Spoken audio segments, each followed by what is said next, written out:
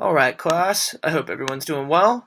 This is Spencer. Today we're going to talk a little bit more about the urea cycle, its purpose and regulation. I believe it's chapter 21 in your textbooks. And while Dr. Hayden did do a lecture on this, a lecture video on this, and she went over some of the highlights of the urea cycle, I thought I could supplement it with some more purposeful scope and background information just to give you guys the full feel of the importance of the cycle and regulating metabolism. So on to a couple learning objectives I'd hope for you guys to get out of this video, and also with Dr. Hayden's video. In her video she wanted you to be able to know how to discuss the process of removing excess nitrogen from the body. Also to explain and discuss the urea cycle, including how it's regulated.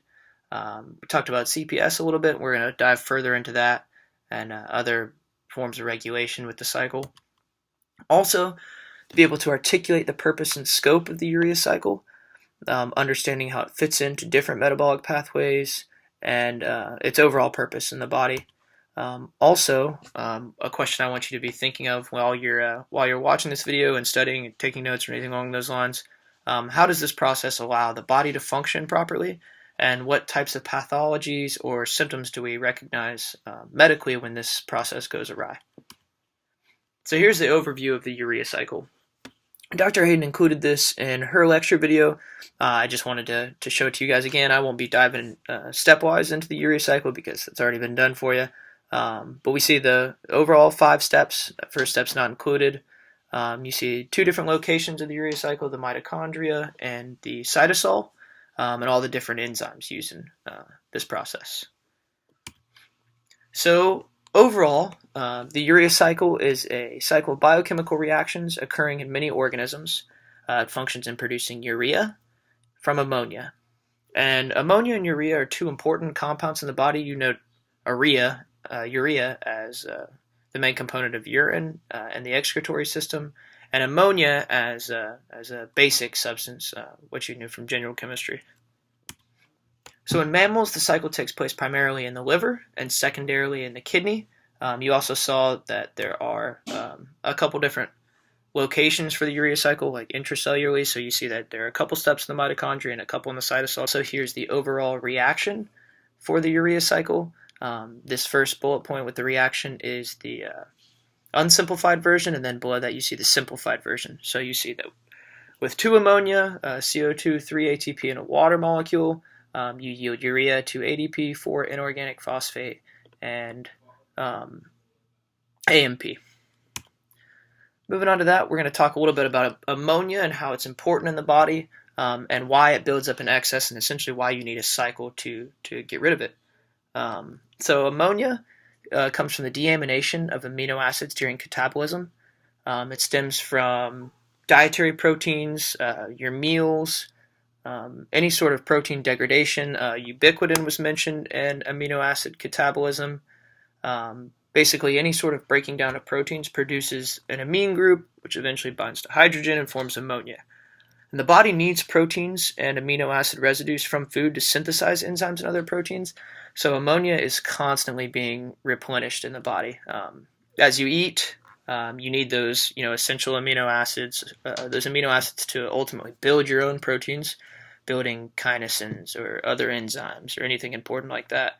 And so ammonia is constantly being built up and reduced in the body. Ammonia is very toxic. Normally the blood concentration is less than 50 micromolar per liter, and an increase to only 100 can lead to a disturbance of consciousness, can make you pass out. We're going to talk about a couple other symptoms of hyperammonemia, which is the excess of ammonia in the body.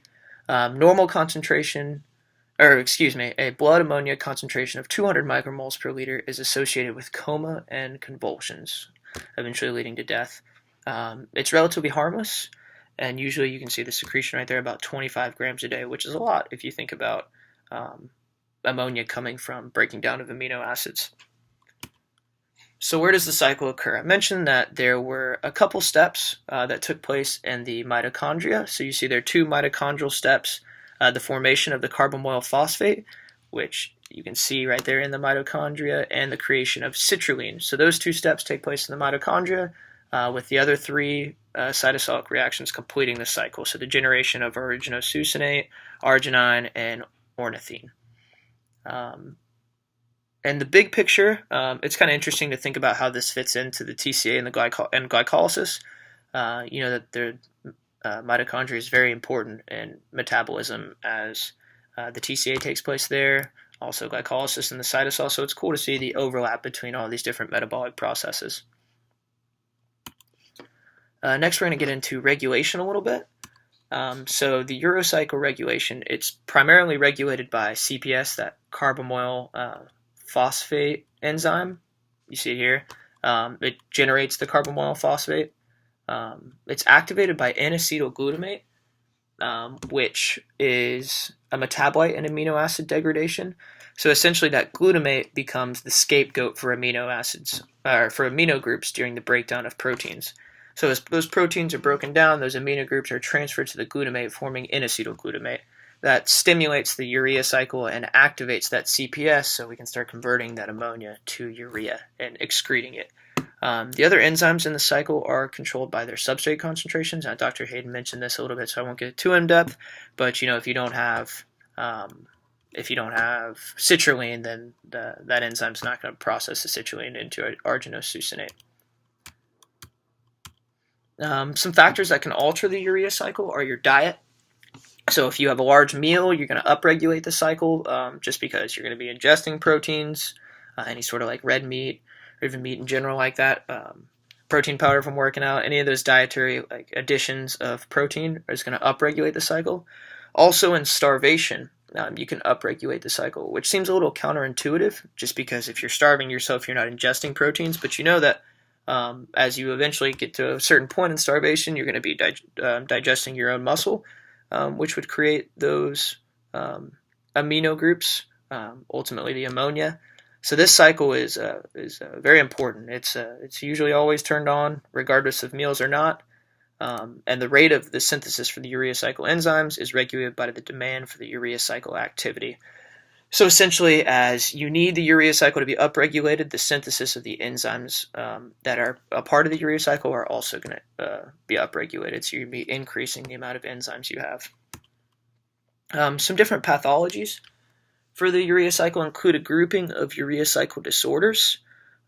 Basically, they're brought upon by the loss of enzymes involved in this process.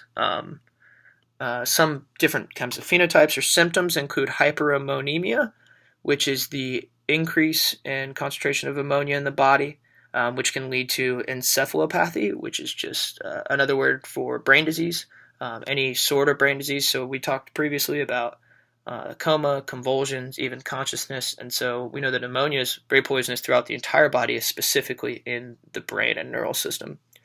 Ammonemia can also lead to respiratory alkalosis. Ammonia is a weak base, as you'll remember from general chemistry, so a large excess in that concentration can lead to a basic environment. And if you remember anything about the bicarb buffer, if any of you have had physiology, one thing you'll talk about is the process of alleviating this respiratory alkalosis. And so during alkalosis, the body slows down its breathing process to retain CO2 so that it can combine with water and form bicarbonic acid or dissociate into carbonic acid. And so that's another symptom of this process, this urea cycle disorder. And ultimately, that's it. I hope you guys learned a little something. I hope that these learning objectives are a little more clear. Ultimately, good luck with the studying, and if you have any questions, please feel free to email me, shoot me a text, anything. So, bye-bye.